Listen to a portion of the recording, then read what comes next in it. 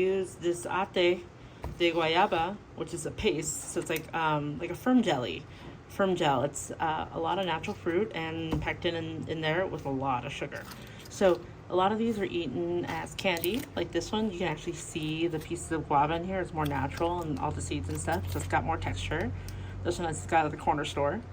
They call them ates. So there's ate de membrillo, ate de guayaba, ate de tejocotes, which is hawthorn apples. So yeah, there's a lot of ates out there, which is just like jelly, firm jelly, not like a spoonable jelly. So it's also used a lot in cooking. Other South American countries also eat them.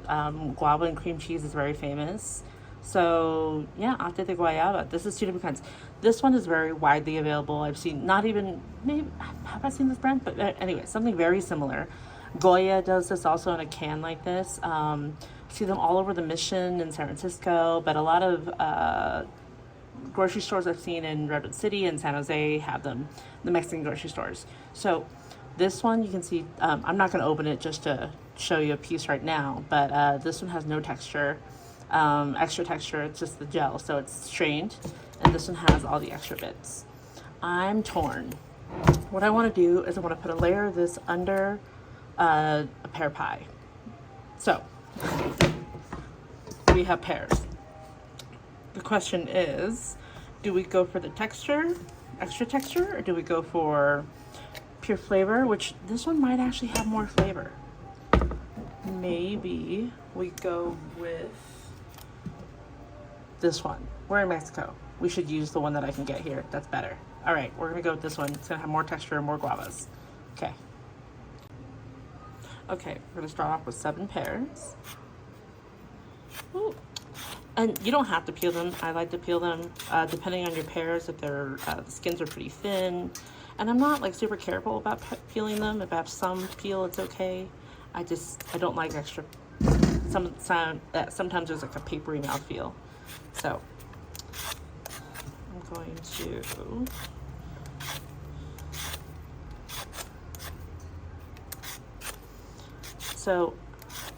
it's nice to also vary up your pears. The pears will be the same like apples, where you'll have to find the ones that are good for baking. Some of them, especially when they're ripe, are almost mush and delicious and juicy, like a juice box. But these green Anjou pears, I believe they're Anjou, are the only ones I could find today. So that's what we're going for. All right, yeah, really, really ripe pears are really hard to make pies with. So, I mean, you don't want really, really unripe, but you know, just not too mushy ripe. Those, just eat them, and they're like juicy honey. So, I love a pear pie, and I love pears. I actually like that sandy texture it has on their tongue. That pears don't completely, like, there's something that doesn't completely break down. And this is some weird knowledge that I just retained from bio class. They have special reinforcements in their plant cell wall called chloroenchyma. And so that's actually what that texture is that you still feel that doesn't break down. It's like reinforcements on the corners of the plant cell wall. So, random fun fact, and I used to TA a biology class. that was one of the lessons. So, it's also the same thing that holds celery up. So, interesting. Anyway, all that to say, there's a special texture to pears that I really love. So, here it goes. One more thing about pears, though, is that I would just assume that I would love a pear pie because I love pears. But sometimes in a pie format, the flavors just don't come out really, really well. The aroma, like, it kind of gets lost somehow in the pastry and the baking. That's why pears are exceptionally good for poaching and eating as is, because you don't lose any of that texture or lose any of that character. I know you can cut this off or not. It's up to you. I'm gonna leave it for now. All right. But so when I make a pear pie, I usually pair it with something. So really common, really great is usually a cranberry pear pie. Some punchiness, it really brings out the flavors. So that's why today I'm going to do a very, very lightly spiced pear pie. We're gonna add some cinnamon, some ginger, but also pair it with that guava, so it'll give it some nuance too, and help the pear shine. So I'm gonna cut some medium slices out of this.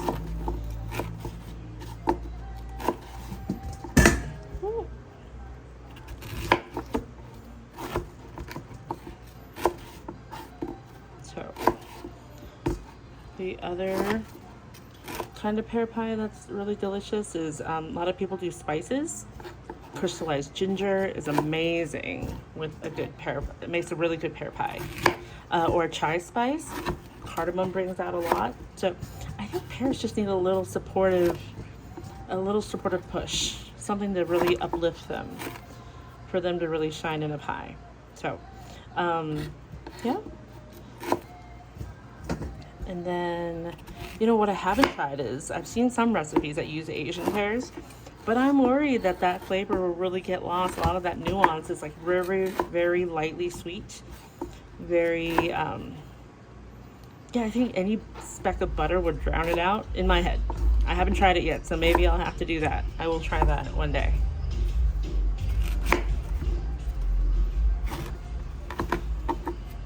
And I've never seen a recipe for Asian pear pie, like Asian pear pie itself. Usually it's paired with something like raspberry or something like that. So maybe there's also a supportive role that'll help it. Okay, last one. I'm gonna get rid of all these cores. I got a garbage bucket over there with the peels. It's nice and convenient. And then I have a regular bowl here, ready for the peeled pears. Okay, so we're just gonna, I think that's good. So that is about a third of my thumbnail. I know that's my measurement for everything. That's probably a centimeter? Yeah, a third of a thumbnail is a centimeter, I think. But you get it. So they're not paper thin, they're medium thin. I wouldn't call them wedges because they're not thick enough to be wedges.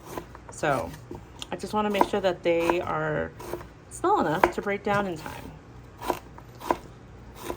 One thing to think about when adding something with so much sugar to a pie, such as the guava paste we're going to use, is that it doesn't need to be cooked anymore.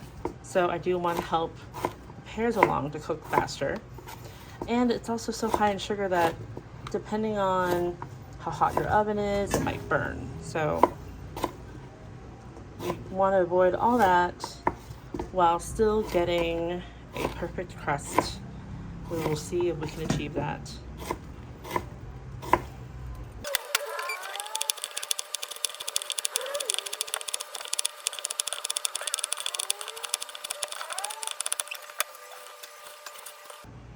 All right, so here are our sliced pears. That was 7 whole pears, green pears, and ends up being a little over 1,000 grams, so a kilo. And now we're gonna add a tablespoon of apple cider vinegar. Ooh, that was actually a lot. And then we're going to add half a cup of flour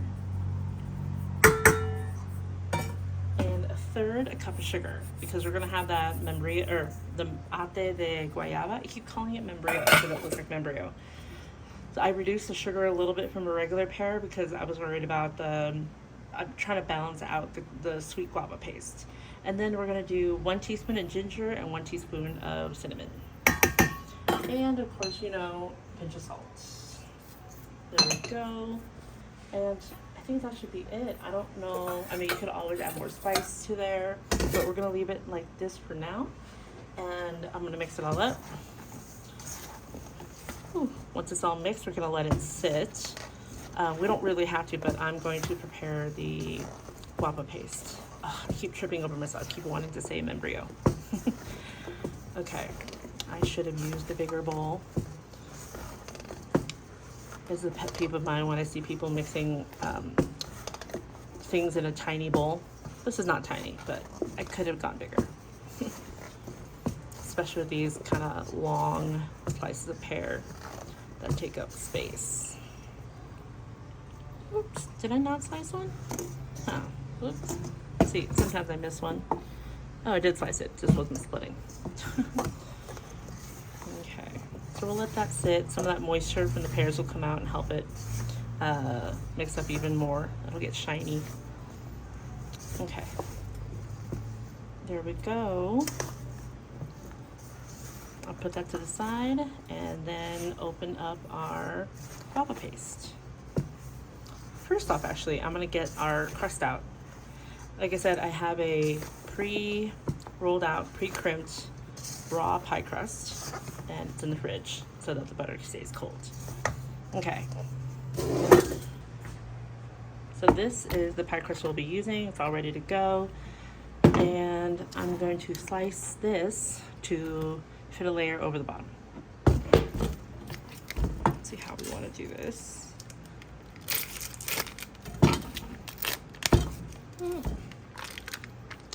How about, let's see how much that ends up being.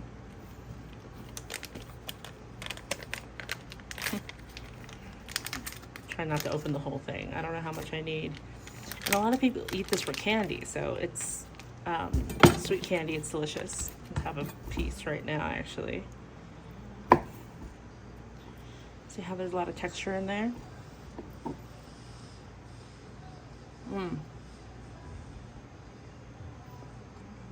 The seeds are definitely in there. So I don't want a really, really thick piece down on the bottom. So I'm actually gonna do, I think like this thick to lay on the bottom. So I'm gonna cut a few of these, see if I need any more.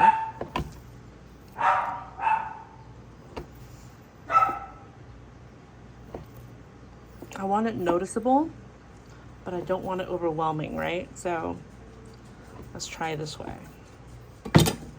So, gonna do, question is, do I cut more pieces to fill in those angles? I think I am. I think I will. I don't want any bites to not have it. So I'm gonna cut a few more pieces and maybe have to cut weird puzzle pieces to go in there, okay?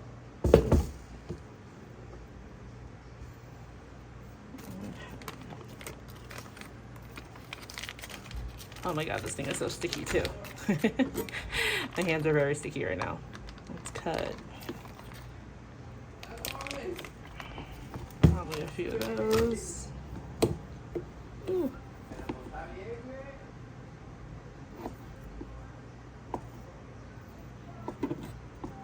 See if those fit in there nicely. So just want to see if they fit first before I cut some more. See. Sure. I actually don't know if these will melt out into a layer or not, so that's why I want to ensure that there's at least some coverage. So we'll do that. Ooh. That'll go up a little bit, up the edge a little bit, it's fine. Just a few more pieces. And this just might be weird, it's fine. Well,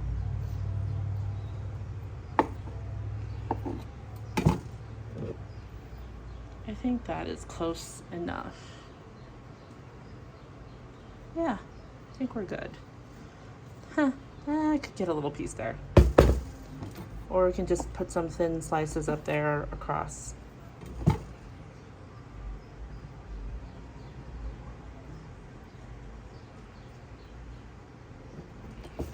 Okay, I think we're good enough. Here is our guava paste inside of our shell. And here are our pears that are already seasoned and ready to go. They did release some liquid. You can see it's wet looking. But that was all from the pears and sugar and flour. So it's always awkward placing pears that are, or any fruit that's cut into these oblong shapes in here. So I'm gonna use my hands in a bit. I'm just gonna tap all these in here first. And I also want all this paste the seasoning, the flour, and the vinegar. So let's scooch it all in. Now I'm gonna play a little bit with my hands to make them fit more like you're building a log cabin. So I want to scooch them in. I kind of just nestle them, kind of jostle them a little bit, like when you're zhuzhing your hair. Like that. Kind of falls into place a little bit more. And separating some pieces. Oh, see, I pushed down and there was like a big gap there. I didn't even notice it. I wouldn't have thought. So I'm just pushing down a bit to see where there's a big hole. I don't want them to be perfectly like in line or anything. You know, we're not going to try to make them all go the same horizontal direction or something like that. But I do want to make sure all the gaps are filled. Kind of cooks more evenly that way. I mean, the thing is, even if you miss some gaps, it's going to collapse as it cooks. So it's not the biggest deal. I just don't want this to be too mounded. So I'm trying to make sure that it's even enough. All right. It's fallen a lot. I don't know if you can tell that from that angle, but it's definitely gone down by at least an inch. Okay, so now that this feels sturdy, it's not the most tightly packed. It can't be because these are random shapes, so there's lots of gaps anyway, which is great. They give it some texture. This is going to go in the oven at 425 for 20 minutes. Then I'm going to lower the temp to, actually, no, then I'm going to take the pie out, put on a crumble topping, and lower the temp to 375. And we'll cook it at 375 for probably at least another 45 to 50 minutes, or until we get the large starchy bubbles coming up at us. And that is going to be different every time. Like if it's really cold out, it'll take longer depending on where you live. So I'm not going to say exactly 45 minutes, but I'm going to start checking around that time. All right, I'm going to go in the oven now. All right. Ooh. Of course the camera falls right when I come by.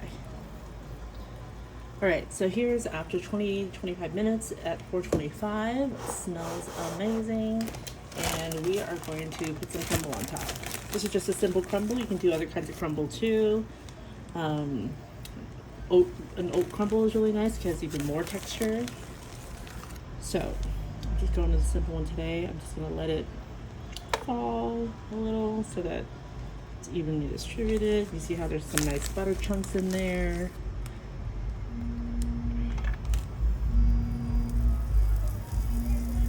And we're gonna leave it at that. That's about, is that 2 handfuls? I think last time another pie was 2.5. But whatever it takes to cover evenly, and you could do it thicker if you want, but medium thick. Whatever shape you put it into, like any grooves will stay. So I'm trying to like not make some obvious handprints in here. It's hard not to. I'll just do a little on top and make it even. There you go. Now it looks like a natural sprinkle. It is gonna go back in the oven. I'm gonna turn it down to 375 and cook it for until we get those large starchy bubbles. And I always hesitate to say exactly how long because it'll change. It'll vary by fruit and by oven. So I'm gonna check after 45 minutes. All right, I just took it out of the oven. Look at that, explosions everywhere. These bubbles are different because it's mostly the guava paste. It's just so sugary and hot that it's trying to find a way out. So we are there. I mean, just because I'm not seeing the pear bubbles, things all mixed up, I'm going to take a temperature. So usually for starch thickened fruit pies, we're gonna go for 191 Fahrenheit and up. Just gonna check that. Oh yeah. Okay, that just took 10 minutes more. I took it out 10 minutes ago and it was only at like 180. But once it went up, it went up. All right, why am I still checking? Okay, so this is just out of the oven. Don't be scared of messy. I mean, you really gotta put a sheet pan under that. I feel bad for the person that didn't because it's gonna be really messy to clean up, but I've done it, it's cleanable. But definitely put a sheet pan under so you can catch all the extra butter sometimes it comes off and also all these bubbles. I'm very excited to cut into this tomorrow. I mean, it has to set at least, I'd say 4 to 6 hours. So we're gonna let this cool off overnight. Make sure that lava doesn't splurt out at me. They really do subside quickly though. They don't, the lava bubbles don't go forever. So, ta-da. All right, the pear and guava paste pie is now ready to go. It is well rested. It's been resting overnight. You can see that while it was baking, all the guava paste tried to escape because it's just so sugary, and so it got really hot. And so we didn't see as much of the pear starchy fruit pie bubbles as much as like the guava paste bubbles that came up. And so, so yeah, we're gonna cut into it, but you see how golden brown this is. It's very crispy. You'll hear it hopefully when I cut into it. So I just put this on a new sheet pan so that, because the other one was a little buttery and guava pasty, so that one is soaking. We'll cut into, oh wow, look at that volcano crevice that came up. Okay, let's cut into a random part. Let's go here. Ooh, it's dense and deep. So this, just because my pie plate, this pie plate happens to be a little deeper than the other pie plate I use. So you can think about that when you make your pie. Obviously if it's deeper, it needs a little more filling, but you also get more height. Sometimes it's not, sometimes it doesn't matter, right? Either way it tastes delicious, but sometimes you're like, I don't have that much fruit. Let's go for the more shallow pie plate. So that was crumbing everywhere. Let's see if I can get into here. Ooh, okay. Oops, looks like I didn't cut all the way. My bad. There it goes. Okay. Oh no. But you see, that's still intact. You see how there's a layer of guava paste down there and all the chunky pears. Oh, that looks great. Okay. So, put this on a plate. Ooh. That's beautiful. I love looking at the side views though. Aw. Yep, this will go really, really nice at the end of any meal or a picnic. And like I said, guava paste is not too hard to find. There's many brands out there. So let's have, oh, see that pear comes right off. Crispy bottom. Yes. Oh, that looks so good.